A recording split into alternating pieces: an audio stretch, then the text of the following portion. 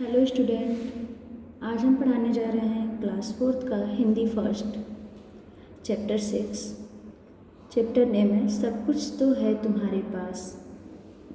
इस चैप्टर में हम पेज नंबर 43-44 पढ़ चुके हैं, जिसमें हिम्मत सिंह एक बहुत ही आलसी आदमी रहता है और वो कुछ करना नहीं चाहता है और वो सबके आगे हाथ फैलाता है, मांगता है, जिससे उसे लोगों की फटकार सुननी पड़ती है। एक दिन एक व्यक्ति उनसे मिलते हैं और उसे समझाते हैं कि सब कुछ तुम्हारे पास है, तुम्हारे पास हाथ है, पैर हैं, तुम काम करके अपना पालन पोषण कर सकते हो। तो आइए इस कहानी का हम पेज नंबर 45 पढ़ते हैं। आलसी बनकर बहुत से लोग इसी तरह पतन के गड्ढे में गिर जाते हैं। वे अपने शरीर और बुद्धि की शक्ति का उचित उपयोग नहीं करते और अपनी दुर्गति के लिए अपने भाग्य को कोसते रहते हैं। वह आदमी उसे समझाते हैं कि आलसी बनकर यहाँ बहुत से लोग पतन के गड्ढे मतलब पीछे हो जाते हैं, वो नीचे गिर जाते हैं और आगे नहीं बढ़ पाते हैं अपने शरीर और बुद्धि का उपयोग करके, और दुर्गति के लिए अपने भाग्य को कोसते हैं कि हम गरीब हैं, हमारे पास कुछ नहीं है। यह उनकी भूल है। यदि पक्का निश्चय करके आत्मविश्वास के साथ काम में जुटे तो कठिन काम भी आसानी से पूरे हो जाएंगे।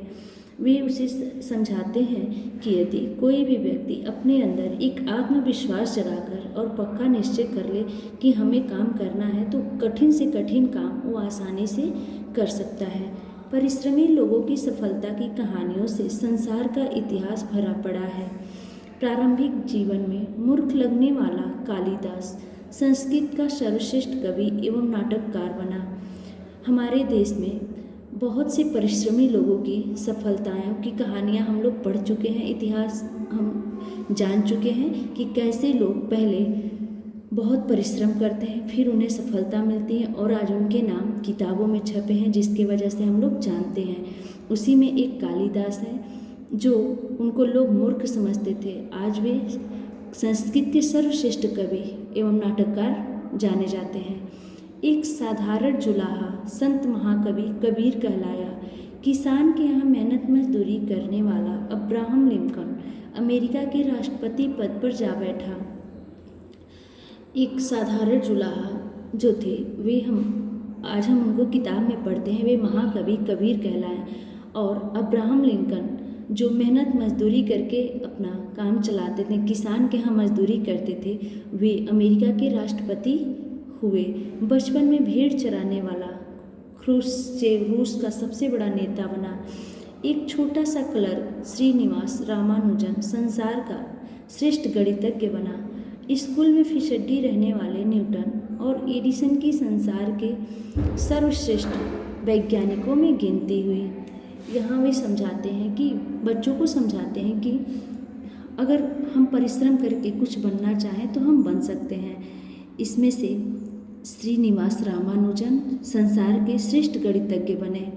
स्कूल में फिसड्डी मतलब स्कूल में सबसे पीछे रहने वाला न्यूटन एडिसन की संसार में के सर्वश्रेष्ठ वैज्ञानिकों में गिनती होती है। जल्दसाजी का नाम करने वाला माइकल फेराडे परिश्रम करके विश्व प्रसिद्ध वैज्ञानिक बने। नाव का किराया न जुटा पाने वाला बालक लाल बहादुर शास्त्री उन्नति करके भारत का प्रधानमंत्री बना। आप लाल बहादुर शास्त्री के बारे में जानते हैं, वो एक बहुत ही गरीब घर से रहते हैं। वे कभी भी जब वे बनारस पढ़ने जाते थे तो वे गंगा जी में उनके पास नाव का किराया नहीं रहता था, वे तैर कर जाते थे और तैर कर आते थे। वो हमारे देश के क्या बने, प्रधानमंत्री बने। एक तेल कंपनी में साधारण नौकरी करने वाला धीरू भाई अंबानी मेहनत और लगन के बल पर अरबपति बन गया है। और एक तेल कंपनी में काम करने वाले धीरू भाई अंबानी आज हमारे देश के सबसे धनी लोगों में गिने जाते हैं। परिश्रम करके सफलता पाने वालों के ऐसे अनगिन उदाहरण हैं। इनसे सीख लो और दृढ़ निश्चय करके अपने काम में जुट जाओ।